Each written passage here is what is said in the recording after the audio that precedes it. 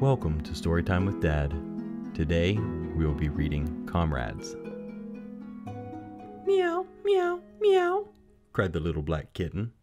He was such a tiny baby kitten, far too young to be out alone, and here he was wandering along the muddy, rainy road, where the ruts were so high and slippery that he kept sliding down into the puddles at the bottom. His wet black fur stuck so closely to him that it looked like a satin coat, and his blue eyes were as full of raindrops as a hungry baby's are full of tears.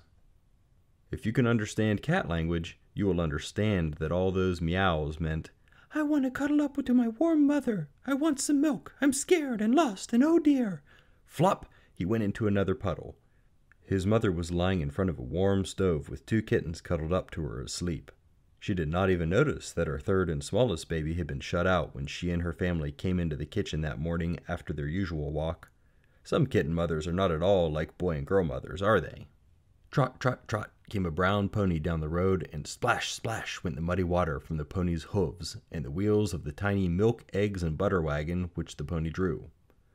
The kitten was so spattered with mud that he looked like some brown spotted animal, and no pony except a very kind one would have done what the milk, eggs, and butter pony did. He stopped short, making the bottles in the cart jingle together and the eggs shiver for fear that they would crack. He put his ears forward and gave a low, soft whinny. The driver was the kind of man who knows what animals mean, and instead of cracking his whip and crying, "Giddy up!" he jumped out of the cart to see what was the matter. By that time, the black kitten was almost scared to death. Right over him was the brown pony's big, soft mouth. Close behind him were the brown pony's hooves, and to the black kitten he seemed like a huge monster ready to crush him. "Nay, nay, nay," repeated the pony. "Don't be afraid, little Jap. We will take care of you," was what he was saying. But the poor kitten, with his ears full of mud, was unable to understand and just crouched down in the road, shaking all over. "Why, it's a little kitten! Poor wee creature!" exclaimed the driver.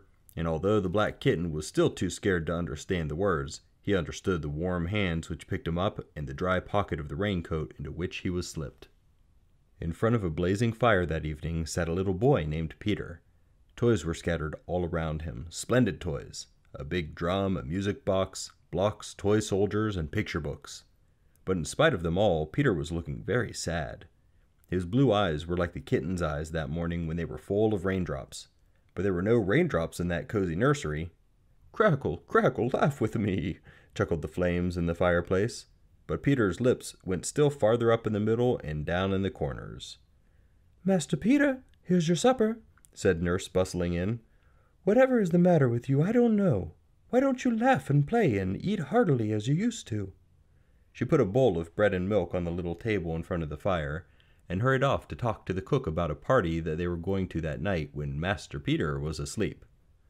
Through his tears, Peter looked at his supper.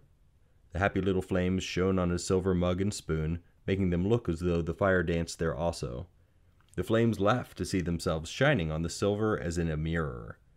The funny blue ships and Chinese sailors on the bowl of bread and milk and on the saucer of cookies shone so clearly in the firelight that the ships seemed to sail and the sailors to run up and down the ropes.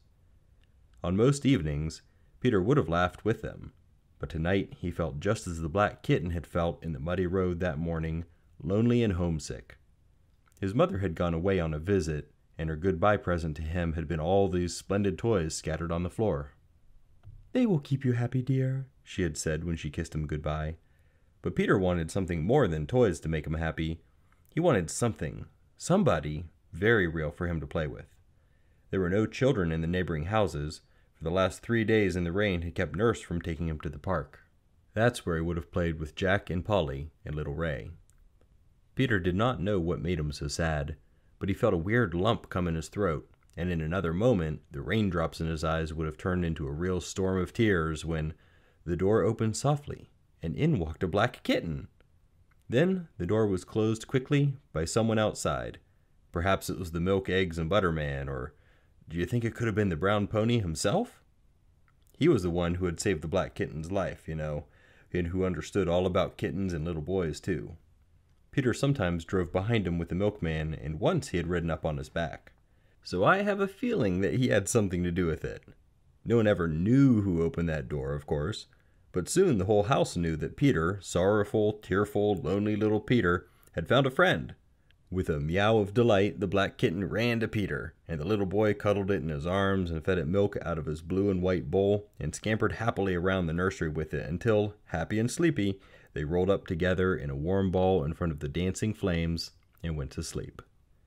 There, Nurse found them, and although at first she was not glad to have the black kitten living in the nursery, she had not the heart to say so when she saw Peter's shining, happy face.